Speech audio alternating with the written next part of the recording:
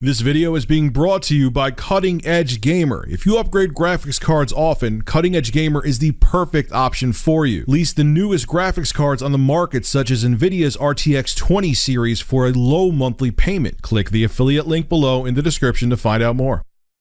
So Google is so confident that Stadia's latency is so low that they have fighting games in development for the streaming platform. But yeah, I'm hearing otherwise. Let's get into it. Skip it up and that up. So one of the big things that I have said now, probably in 600,274 videos,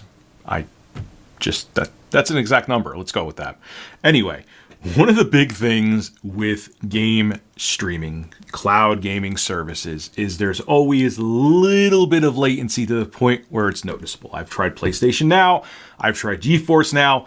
They're more than adequate services, and you can enjoy your gaming experience on them, but you could still tell that you're streaming a game. It looks a little kind of sort of bit blurry, and on top of it too, you still have that little bit of lag that you know would not be there if you were playing on a console or a gaming PC right in your home.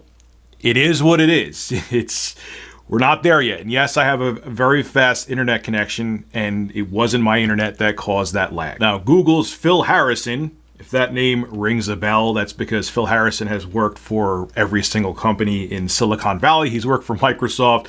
He's worked for Sony. If you remember during E3 2005 when he was showing off the PlayStation 3 with the ducks, that's Phil Harrison. He thinks that Stadia's latency will be so low that fighting games will run just great on there. There's actually fighting games in development for the platform, and he thinks that the latency is going to be virtually unnoticeable. Now, Harrison was talking to Ars Technica, and he said that at the data centers, they're working to actually mitigate latency at the hardware level. So they're getting down to the metal, not just software, to try to get rid of latency as much as possible. Now, the thing I actually found even more interesting than the low latency is that Phil Harrison said you'll be able to play Stadia games at 4K 60 FPS with only a 30 megabit per second internet connection. I'll believe that when I see it, but that's interesting. That's not really a high requirement for 4K 60 FPS. Some of you may hear 30 megabits per second because I know the internet, especially in the States, is all over the place and be like, my God, 30 megabits per second. I wish I had that, but that's still for 4K 60 FPS gaming. That's not a high requirement for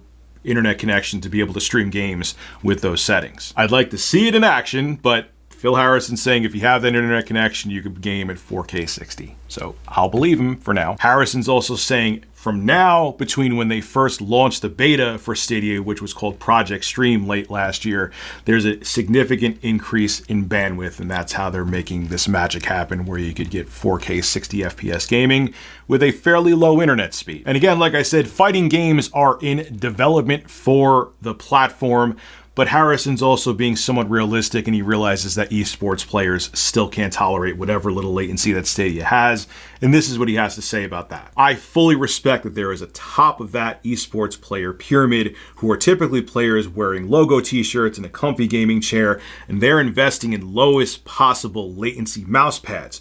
We're not going to reach those players day one, but I think the aspirational pyramid beneath the pinnacle pro players is absolutely for Stadia. So he's saying, look, we know that, DSP Gaming, because he's MLG when it comes to Street Fighter V. You blew it. But what Phil's saying is that the latency is low enough that, if I want to play Street Fighter V or Dead or Alive or whatever fighting game on Stadia, I'll be able to enjoy it. But then you look at an article from Lucas Matney over at TechCrunch, and he tried Stadia over at GDC, and he said there was issues. At first he said there was hiccups, major hiccups, where it was running like Doom 2016 was running like a slideshow. And, it would go from looking beautiful to having artifacts. Then a Google rep stepped in and was super nervous, and they restarted the system, the Stadia system, and it started working a lot better. But he says that there was still latency there, a noticeable amount of latency. He was playing a first-person shooter, which is a little bit more forgivable if you're not playing it professionally than even a fighting game. Look, if you're even playing a single player or the story mode of a fighting game, you feel that latency big time, more than any other genre, at least from what I've tried. Like, it just feels super heavy. I'm pretty sure it was on GeForce Now. Don't quote me on the service. It could have been on PlayStation Now that I played a couple fighting games, and it doesn't feel right, man. You can do it, but it's barely playable. And if you have Lucas feeling this in Doom 2016, imagine what it would feel like in Street Fighter 5 or Dead or Alive or insert fighting game, and that it'll feel very heavy and virtually unplayable. And gaming in general, when you stream, just doesn't feel the same. Like I said, I remember playing Red Dead Redemption through PlayStation Now, and I've played a ton of other games through PlayStation Now especially. And they were playable, they were enjoyable, but it just didn't feel like having the hardware in your home. Okay, and at the time, I had a 300 megabit per second up and down connection, which is pretty damn high. I know there's people that have like 10 gigabit per internet connections somewhere in the States, but you get my point. What companies like Google and Sony and Microsoft and anyone out there who's doing a streaming service needs to realize, okay, and now Apple, so on and so forth, is that until you get the game streaming experience like the consoles in your home, where I hit a button on my mixer, I'm pretending it's a gamepad, like I hit a button on my controller and I see the character respond almost immediately, like you can't even notice that, like I hit the button, it looks like they're reacting right away. Game streaming is not going to take over. Okay, and until we get to that point where the latency is negligible, that the human eye and our reaction times can't notice it, it's not going to happen where consoles just cease to exist and we're just gaming on smart devices with solid 5G internet connections. It's going to take a while to get there, man. Who knows, maybe because these companies like Google see that there's billions of dollars to be made, they may rush it, and in a couple of years we'll see it.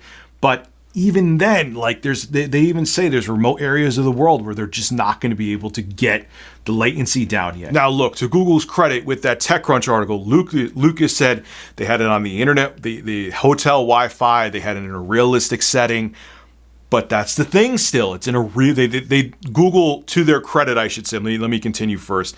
They didn't try to have it in a super controlled environment where like the laptop was right here or the tablet was right here and you were gaming on that, and the data center was right like 2 blocks down. But that's the thing. It's the realistic, real-world internet connections that people are going to have are what people are going to connect with. And if they have that latency where they have to restart the game because, there's artifacts all over and the frame rate's dropping and going up and the resolution's dropping and going up, people don't want that, man. They don't want that experience. And until cloud gaming gets to the point where it achieves what it's going for, which is you just click a game, it starts, and it's seamless, and you don't even know that you're streaming it, it's not going to take over. It is the inevitable future, but I think it's the inevitable future way down the line. This is the beginning of it, but it's still going to take a lot of time before everybody is just playing games through the cloud like Google and Sony and Microsoft expect. And Nintendo too. I have a feeling Nintendo's going to jump on the cloud gaming bandwagon sometime soon. This is Rich at Review Tech USA signing out. Have a good one.